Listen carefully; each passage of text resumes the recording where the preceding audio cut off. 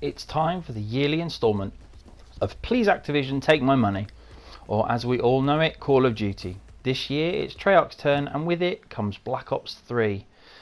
Now, this isn't the full release, just the most recent beta that has been doing the rounds for anyone that pre-orders with selected retailers or on the PlayStation Store. So having the opportunity to play this beta, then why not give it a few thoughts on how the game is shaping up 3 months before its full release in early November. The first thing you're greeted with are the specialists. These are your in-game characters, and each come with a choice of either a special weapon or a special ability, which can vary from increased speed to kinetic armor.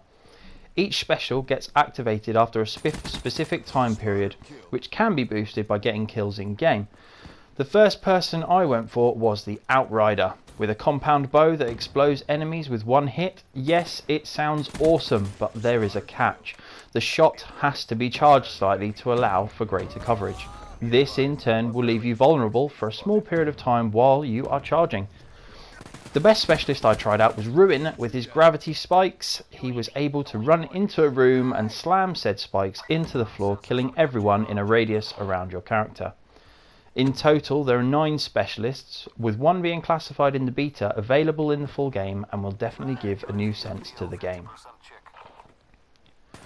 Once you get through the specialists, you are greeted with a standard Call of Duty menu. Creator class is unlocked from the beginning, access to your options, and with a click of the options button, access to the paint shop, giving you the option to create your own hideous gun paint jobs. I'm sure with the addition of this, people will be making some good and some not so good paint jobs that you will get to witness in the full game. This section you could spend a long time playing around with, giving you the ability to paint on 3 sides of the gun whatever your mind can make up, with the large supply of shapes, logos and outlines. Once you get through all this, you finally come to the game. On the beta you have 3 maps. Hunted, a big game hunting lodge, is situated beneath a waterfall in the lush mountains of Ethiopia, where rugged terrain opens up to long sightlines and a stealthy underwater pathway. You have Combine, set in the remote Egyptian Sahara. This vertical farming and sustainability research facility plays fast and frenetic, with tight interiors, an open middle and a dangerous flank path. And then finally Evac, an abandoned emergency evacuation zone atop an overgrown rooftop in the middle of Singapore's flooded quarantine zone. On these maps you get to play 7 game modes: Team Deathmatch, Domination, Hardpoint, Demolition, Search and Destroy, Kill Confirmed and Capture the Flag. This year there has been a new movement system on the game, with thrust jumps activated by a double press of the jump button, slide by holding the crouch button when running, and the wall run. The last one is used by running after jumping to a straight wall. All these actions make for a fast-paced gameplay, allowing you to run along walls and thrust jump to access areas you wouldn't be able to in other Call of Duty games. Graphics are as you would expect, pretty environments, plenty of colour, and with the new ability to swim and shoot in water, the blue areas on the minimap are prime for a spot of mid-warfare swimming. Sounds are spot on, explosions, gunfire, player callouts are all covered and well represented in game.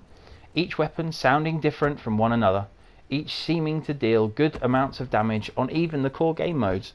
Unfortunately, without having hardcore to try, it won't be possible to know if there will be a difference between them on that game mode. So, how was the gameplay?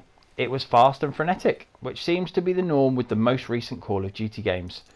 Personally, with the way that the franchise is heading, with all the boost jumps and abilities, it is bringing it closer and closer to the way that Halo plays, which, for a shooting purist like myself, is taking some of the fun out of the game. However, this was the most fun that I have had playing a Call of Duty game in a while. Was it enough to make me want to buy the game on release? Yes and no. Yes, because it was good fun and can see it having a great future now with Sony having the rights to esports. And no, because there are other games coming out at the same time which may be better shooters. If you are a fan of the most recent Advanced Warfare game, then you will more than likely enjoy the latest installment. However, if you prefer your games without super hyper turbo boost jumps, you may well find the wall running fun, but that about sums up the experience. There is a lot of positives, however. There are also a lot of negatives with the latest release. Perhaps the next iteration needs to go back to basics. World War II perhaps? Vietnam? Although bring along with the specialists from Black Ops 3, as it would be good to have Brad Pitt's character from Inglourious Bastards killing someone and shouting Arrivederci. So, are you going to be picking up the game? Why not comment and let us know why. Thanks for listening. Tango down. Too much hangs on this. Be advised, hostile UAV incoming.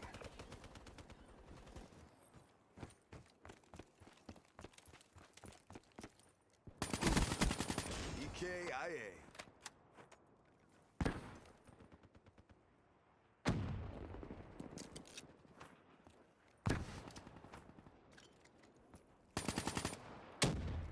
That's a kill.